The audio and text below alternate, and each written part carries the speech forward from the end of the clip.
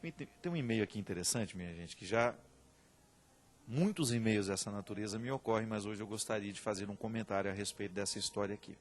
Padre Fábio, segunda vez que escrevo uma carta para o programa, não faz muito tempo, escrevi a outra, pois estou vivendo uma fase muito angustiante e gostaria muito de ouvir uma palavra do Senhor, que pudesse me ajudar. Tenho uma família muito unida, nos amamos muito. Tudo que os pais podem ensinar de melhor para os filhos, os meus me ensinaram. Um valor muito forte era sempre falar a verdade. Com 16 anos, descobri que meu pai estava traindo minha mãe. Meu mundo caiu, padre. Meu pai estava mentindo e ele era o meu herói. Eu me calei, não tive coragem de contar para minha mãe, nem questionar o meu pai. A vida foi passando e agora, com 23 anos, eu me envolvi com minha melhor amiga, padre. Nós estamos apaixonadas uma pela outra. Agora me questiono sobre minha sexualidade. Afinal, eu sempre namorei meninos. Tive um namoro por 3 anos, fui enganada diversas vezes e aconteceu agora de apaixonar-me pela minha amiga. Acho que no fundo a minha expectativa é que, sabendo que somos amigas, ela nunca me traia, nem conte mentiras. Não temos coragem de assumir por causa do preconceito, que começa até pela minha mãe. E também porque não temos certeza do que sentimos. Veja bem, minha gente, o que é Primeiro o que a gente precisa dizer, né? Voltar a dizer isso, nenhum ser humano é por acaso. Tudo aquilo que nos ocorre, tudo aquilo que nós experimentamos no campo afetivo, de alguma maneira tem raízes que nós precisamos descobrir. É por isso que a autorreflexão ajuda muito. Às vezes é refletindo os fatos do passado que a gente consegue corrigir os erros do presente. Não podemos olhar para os erros do presente, para o contexto da atualidade, sem a gente, de alguma maneira, investigar o que aconteceu com a gente. Essa menina teve o pai a traiu, né? A partir do momento que trai a mãe, ela começou a identificar no pai, ruiu aquela figura paterna, positiva, que ela tinha como um referencial, ruiu, e de repente, um tempo depois, o processo da decepção foi minando. As experiências de traição dos namorados, que também ela conta que foi muito enganada, a levou a um relacionamento homoafetivo. Essa é uma distinção que nós precisamos fazer. Homoafetividade é quando você descobre que você tem um sentimento por uma pessoa do mesmo sexo, um sentimento que te aproxima muito, de identificação. É um sentimento muito comum entre amigos, né? Que de repente vão ficando tão amigos, que tem muito mais vínculo, muito mais que se eles fossem irmãos. A homoafetividade não inclui a sexualidade, mas é uma porta de entrada para o sexo, porque a homoafetividade, ela pode abrir as portas da homossexualidade. E esse é um problema de carência, não é? Eu fiz questão de ler este e-mail porque eu já acompanhei muitos casos assim. Às vezes o rapaz não era homossexual, mas por causa da desestrutura familiar que ele tinha, às vezes dificuldades com a mãe muito autoritárias, corre o risco de gerar essas fragilidades afetivas, que os meninos depois acabam corrigindo entre eles.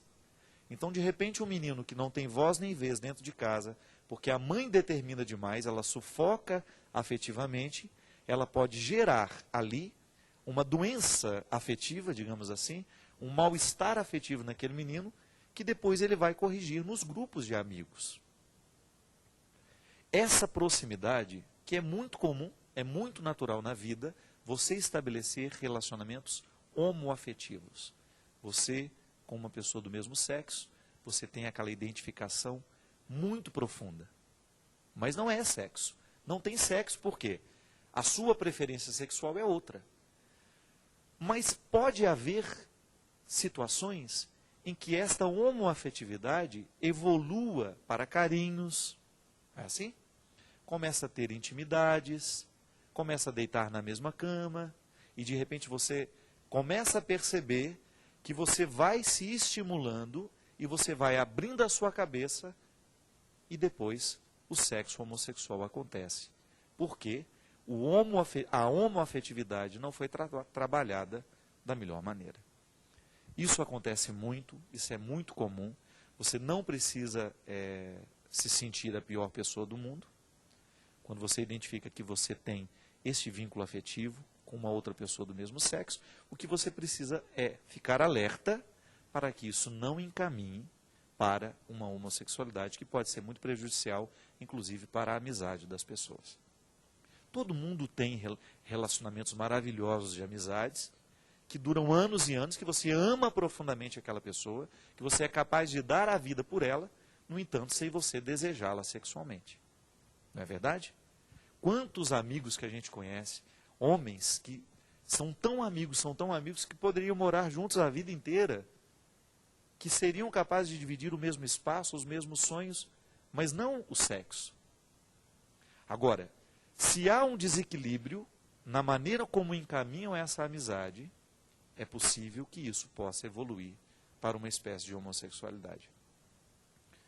A homoafetividade, ela é muito comum na adolescência, ela é muito comum nos grupos que são iguais, né? Você já observou que os adolescentes ficam sempre nos mesmos sexos, né? Os meninos, grupos de meninos, as meninas com grupos de meninas, e depois esses grupos começam a se misturar.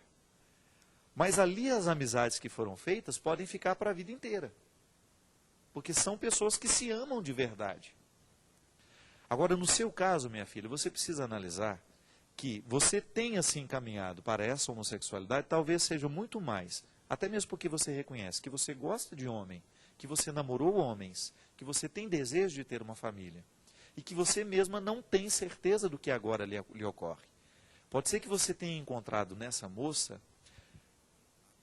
a cura dessa insegurança que o seu pai lhe colocou no momento em que ele traiu a sua mãe e que você se sentiu traída também, ou até mesmo quando você olhou para os relacionamentos que você teve e você percebeu que sempre houve infidelidade.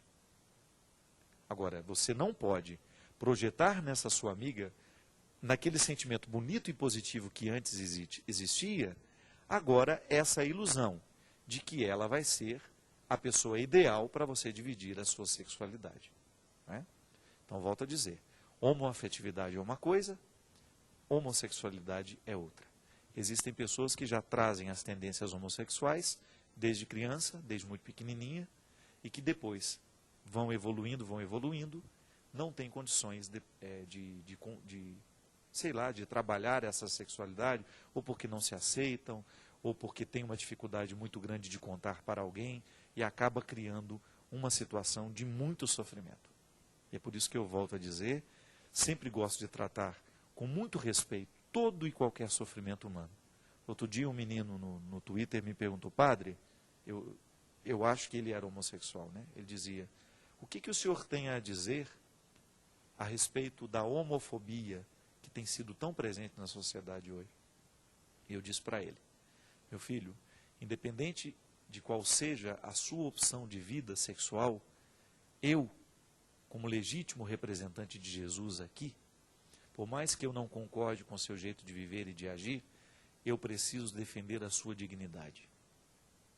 Aquilo que nós estamos vendo acontecer hoje, essa intolerância das pessoas, essa violência horrorosa, como aconteceu essa semana em Campina Grande, daquele rapaz que foi esfaqueado numa rua, ou até mesmo daquelas histórias que nós vimos, porque os homossexuais estavam passando pela calçada, um grupo de rapazes veio e agrediu covardemente.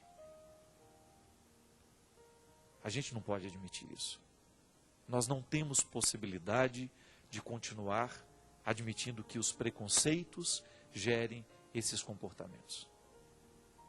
Uma coisa é você não concordar em nada com a maneira que o outro escolheu de viver. Eu tenho o direito de pensar assim, você também tem o direito. Agora, nós agredirmos fisicamente, ou então usarmos da nossa posição para poder humilhar, para poder falar mal, para poder desumanizar o outro com o nosso discurso, isso nem cristão é. Postura de respeito. Isso eu aprendi muito com o Padre Zezinho, sabe? O Padre Zezinho é um grande pregador da igreja, todos nós o conhecemos. E desde quando eu comecei a ler os textos do Padre Zezinho, eu identificava nele um profundo respeito pela humanidade. Isso é muito nobre. A gente ser capaz, olha, eu olho para o crime, para o prisioneiro, para o criminoso, para o homem, para um assassino, e eu consigo ter por ele um olhar de respeito.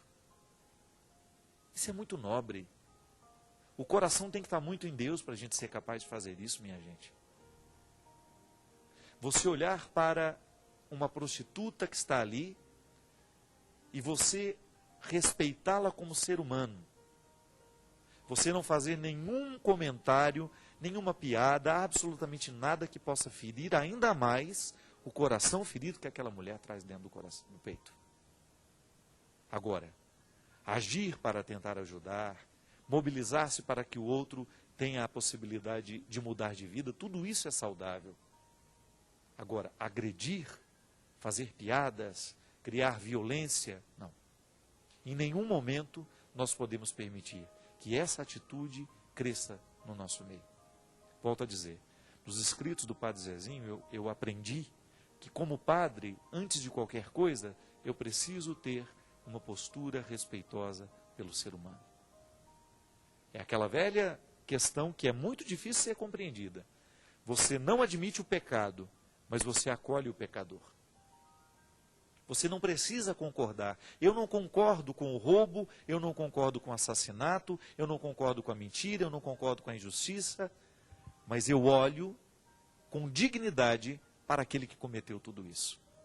Porque somente a partir do olhar que o faz recordar que ele tem dignidade, é que ele pode encontrar dentro dele forças para poder modificar o comportamento.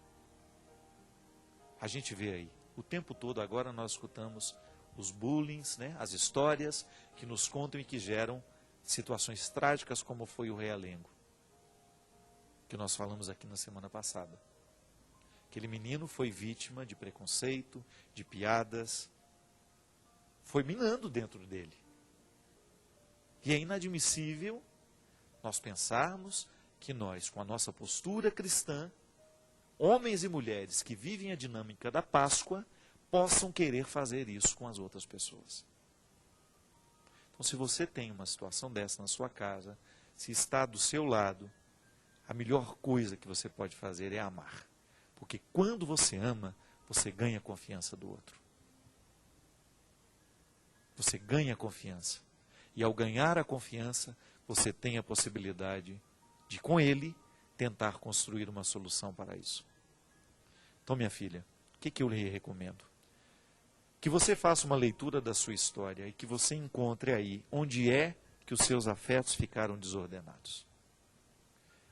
Se você buscar dentro de você a resposta, por que hoje eu estou apaixonada por uma mulher, se eu sei que a minha sexualidade está orientada para amar um homem? No seu caso, como você mesmo disse.